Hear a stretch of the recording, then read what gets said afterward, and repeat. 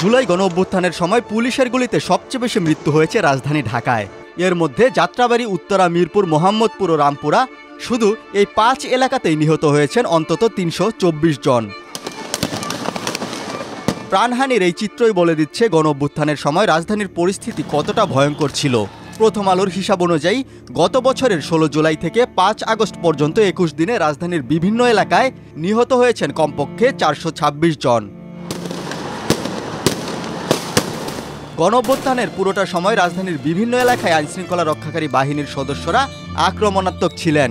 নির্বিচার গুলিতে তখন যাত্রাবাড়িতে নিহত হন 117 জন, উত্তরায় 70 জন, মিরপুরে 62 জন, মোহাম্মদপুরে 43 জন ও রামপুরায় 32 জন। এর বাইরে রাজধানীর 22টি এলাকায় গুলিবিদ্ধ হয়ে মৃত্যু হয়েছে কমপক্ষে 102 জনের।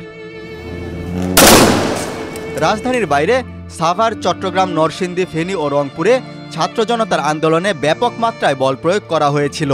প্রথম আলোর অনুসন্ধানে দেখা গেছে, ছাত্র জনতার 26 দিনে আন্দোলনে সবচেয়ে বেশি মৃত্যুর ঘটনা 18, 19 ও 20 জুলাই এবং 4 ও 5 আগস্টে।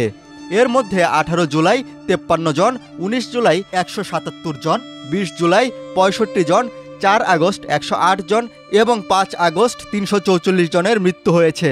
অর্থাৎ এই 5 দিনেই মৃত্যু হয়েছে 747 জনের।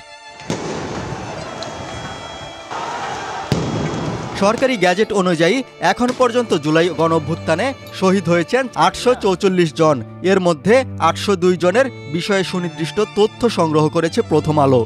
এই 802 জনের মধ্যে 706 জনের মৃত্যু হয়েছে গুলিতে, অর্থাৎ 88% মারা গেছেন গুলিতে। অধিকাংশরই গুলি লেগেছে বুকে, পিঠে ও মাথায়। এ সময়ে বাসাবাড়িও নিরাপদ ছিল না। বাসাবাড়িতে গুলিবিদ্ধ হয়ে নারী, শিশুসহ 10 জনের মৃত্যু হয়েছে।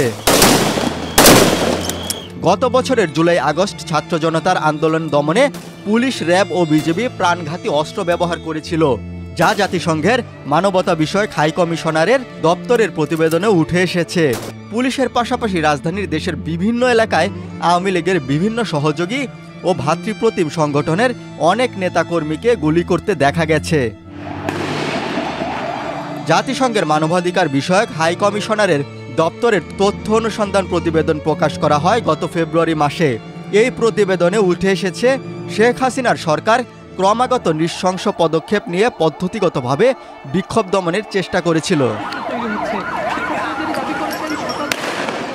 15 জুলাই থেকে 5 আগস্টের মধ্যে 1400 জনের বেশি মানুষকে হত্যা করা হয়ে থাকতে পারে। ওই প্রতিবেদনে আরও বলা হয়, বিক্ষোভ চলাকালে নিহত ব্যক্তিদের মধ্যে 66% মিলিটারি রাইফেল, 12% শটগানের গুলিতে এবং 2% পিস্তলের গুলিতে প্রাণ হারান। প্রথম আলোর অনুসন্ধানে দেখা গেছে, জুলাই গণঅভ্যুত্থানে সবচেয়ে বেশি মৃত্যু হয়েছে রাজধানীর যাত্রাবাড়ি এলাকায়। গত বছরের 18 জুলাই থেকে 5 আগস্ট পর্যন্ত যাত্রাবাড়িতে অন্তত 117 জনের মৃত্যুর তথ্য পাওয়া গেছে। এর মধ্যে শুধু 5 আগস্ট নিহত হন 56 জন।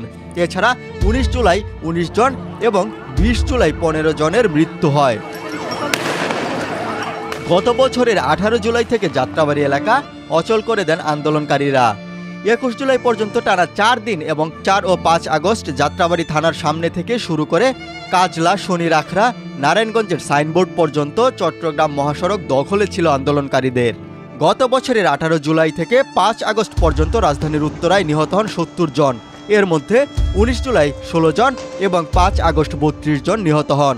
উত্তরায় বিভিন্ন বেসরকারি বিশ্ববিদ্যালয়, স্কুল, কলেজের শিক্ষার্থীর পাশাপাশি নানা শ্রেণী পেশার মানুষ আন্দোলনে অংশ নিয়েছিলেন।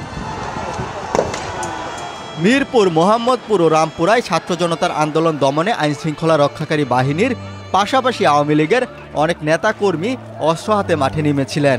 তাদের গুলিতে অসংখ্য মানুষ হতাহত হন। পুলিশ ও আওয়ামী লীগ নেতাকর্মীদের গুলিতে মিরপুরে 62 জন নিহত হন। এছাড়াও মোহাম্মদপুর এলাকায় গুলিতে নিহত হন 43 জন। গণ অভ্যুত্থানের সময় ছাত্র জনতা ব্যাপক প্রতিরোধ গড়ে তুলেছিল রামপুরা এলাকায়। সেখানেও আন্দোলনকারীদের দমনে আইনশৃঙ্খলা রক্ষাকারী বাহিনীর পাশাপাশি আওয়ামী লীগের অনেক নেতাকর্মী অস্ত্র হাতে মাঠে নেমেছিল। গুলিতে রামপুরায় 32 জন নিহত হন। এর বাইরে রাজধানীর বাড্ডা, ভাটারা, নিউ মার্কেট, চাংখারপুল, চকবাজার, গুলিস্তান, আগারগাঁও, মহাখালী, হাতিরঝিল, কলাবাগান, তেজগাঁও, ফার্মগেট, লক্ষ্মীবাজার, গোলাপবাগ, ধানমন্ডি, হাজারীবাগ, আদাবর, বাংলা মোটর, শাহবাগ, পল্টন, বংশাল ও মুগদায় আন্দোলনকারী শিক্ষার্থীদের লক্ষ্য করে তখন পুলিশ গুলি ছুড়েছিল। এর মধ্যে বাড্ডা ও ভাটারায় 50 জন, বংশালে 11 জন এবং নিউ মার্কেট এলাকায় 11 জন নিহত।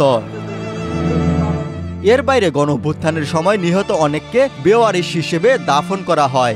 রাজধানীর রায়ের বাজার কবরস্থানে বেওয়ারিশ হিসেবে দাফন করা হয় 114টি মরদেহ। এসব মরদেহের পরিচয় এখনও শনাক্ত হয়নি।